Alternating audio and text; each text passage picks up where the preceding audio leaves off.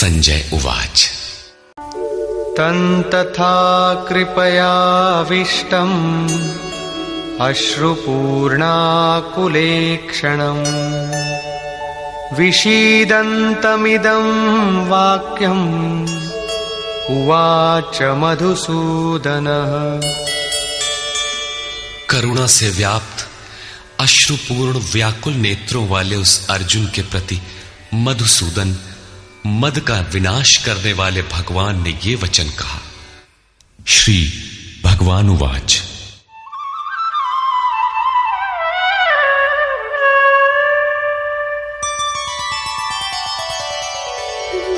कुतस्त्वाकश्मलमिदं विषमे समुपस्थितम् अनार्यजुष्टमस्वर्ग्यम् अकीर्तिकरमर्जुन।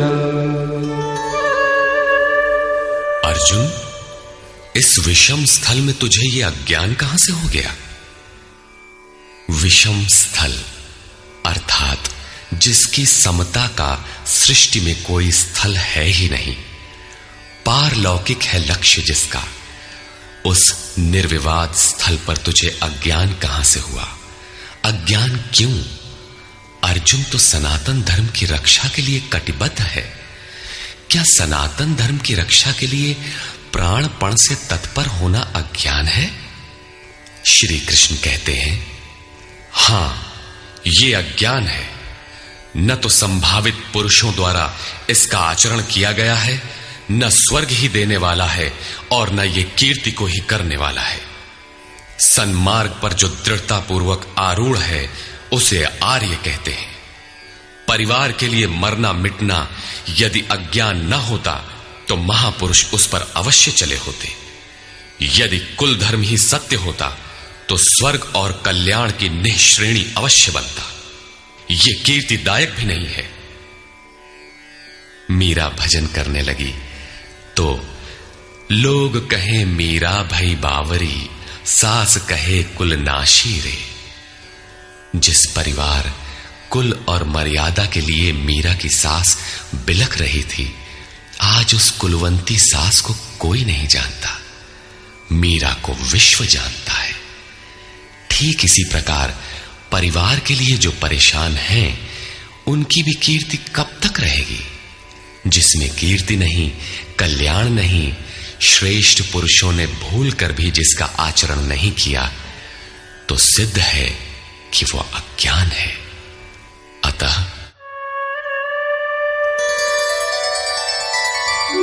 क्लैब्यमास्मगमः पार्थ नैतत्त्वय्युपपद्यते क्षुद्रं हृदय दौर्बल्यं त्यक्त्वोत्तिष्ठ परन्तप।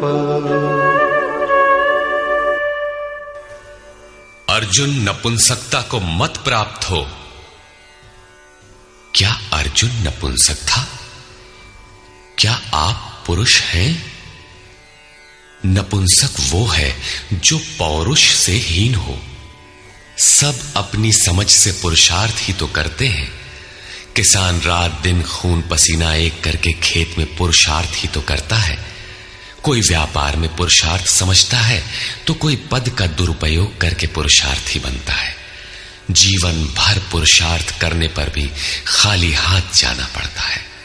स्पष्ट है कि यह पुरुषार्थ नहीं है। शुद्ध पुरुषार्थ है आत्मदर्शन।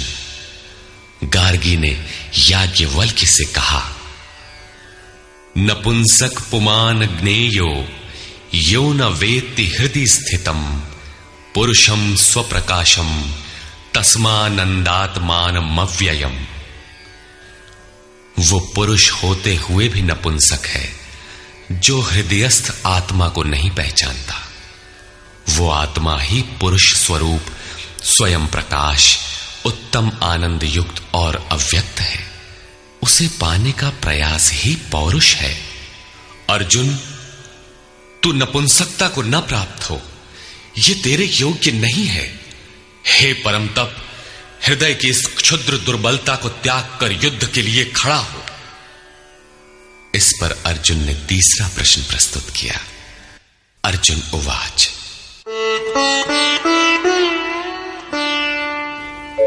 कथं भीष्ममहं संख्ये द्रोणं च मधुसूदन इषुभिः प्रतियोत्स्यामि पूजार्हा वरिसूदन।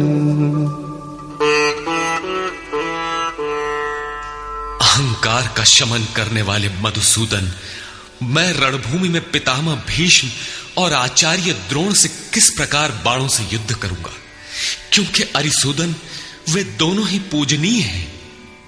द्वैत ही द्रोण है। प्रभु अलग हैं, हम अलग हैं। द्वैत का ये भान ही प्राप्ति की प्रेरणा का आरंभिक स्रोत है। यही द्रोणाचार्य का गुरुत्व है। भ्रम ही भीष्म है। जब तक भ्रम है तभी तक बच्चे, परिवार, रिश्तेदार सभी अपने लगते हैं। अपना लगने में भ्रम ही माध्यम है। आत्मा इन्हीं को पूज्य मानकर इनके साथ रहता है कि ये पिता हैं, दादा हैं, कुलगुरु हैं इत्यादि। साधन के पूर्ति काल में गुरु न चेला, पुरुष अकेला। न बंधुर न मित्रम गुरुर्नैव शिष्यः चिदानंद रूपः शिवोहम शिवोहम। जब चित्त उस परम आनंद में विलय हो जाता है तब न गुरु ज्ञान दाता और न शिष्य ग्रहण करता ही रह जाता है। यही परम की स्थिति है। गुरु का गुरुत्व प्राप्त कर लेने पर गुरुत्व एक जैसा हो जाता है। श्री कृष्ण कहते हैं, अर्जुन तुम मुझ में निवास करेगा। जैसे श्री कृष्ण वैसा ही अर्जुन, और ठीक वैसा ही प्राप्ति वाला महापुरुष हो जाता है। ऐसी अवस्था में गुरु का भी विलय हो जाता है। गुरुत्व हृदय में प्रवाहित हो जाता है। अर्जुन गुरु पद की ढाल बनाकर इस संघर्ष में प्रवृत्त होने से कतराना चाहता है। वो कहता है,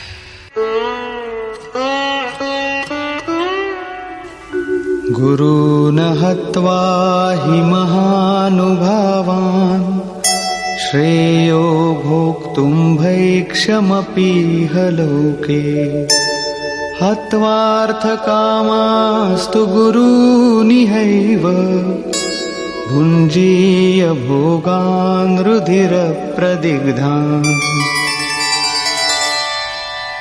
इन महानुभाव गुरुजनों को न मारकर मैं इस लोक में भिक्षा का अन्न भी श्रेयस्कर समझता हूं।